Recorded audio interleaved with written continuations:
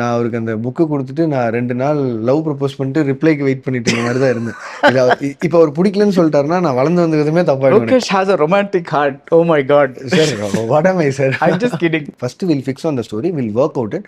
அதுக்கப்புறமா என்ன ஆகுதுன்னு பார்த்துலான்னு சொல்லிட்டு, when I finished as an end product with the Bound and I gave it to Kamal sir, I think that was the first time I gave to one of my stars to read the book. குடுத்துட்டு நீங்க படிச்சிருங்க சார்ன்னு சொல்லிட்டேன். And he didn't say First any time objection. புரியல. மத்தவங்களுக்கு கொடுக்கலையா? மற்றவங்களுக்கெல்லாம் நான் படம் shoot போகும்போது தான் பவுண்ட் Okay, okay. கொடுப்பேன். This was like we still have 2 months more to get on the floors. அதுக்கு முன்னாடியே நான் வந்து கமல் சாருக்கு வந்து கொடுத்துட்டேன். Because see whatever said and done he is my idol. அவரை பார்த்தா நான் சினிமாவுக்கு வந்தேன். இது வந்து எனக்கு எப்படின்னா இது எனக்கு ப்ரொபோசல் மாதிரி. நான் அவருக்கு அந்த புக்கு கொடுத்துட்டு நான் 2 நாள் லவ் ப்ரப்போஸ் பண்ணிட்டு ரிப்ளைக்கு வெயிட் பண்ணிட்டு இருந்த மாதிரி தான் இருந்தேன்.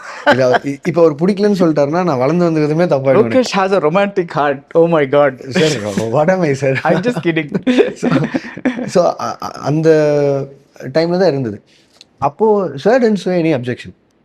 If at all sir said any objection as a producer and as an actor in that film, this idea wouldn't have been passed through. அதான் இந்த LCU idea.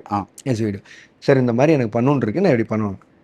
He initially appreciated it and he said, why not? Let's try it.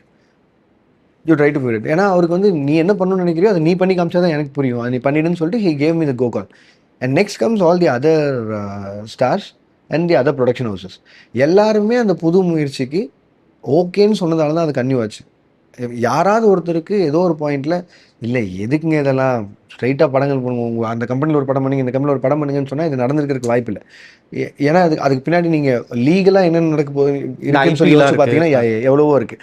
So அந்த பிரச்சனைகள்லாம் தாண்டி so அதுதான் இருந்தது. The first ever idea to answer your question that strike my mind was Naren's character.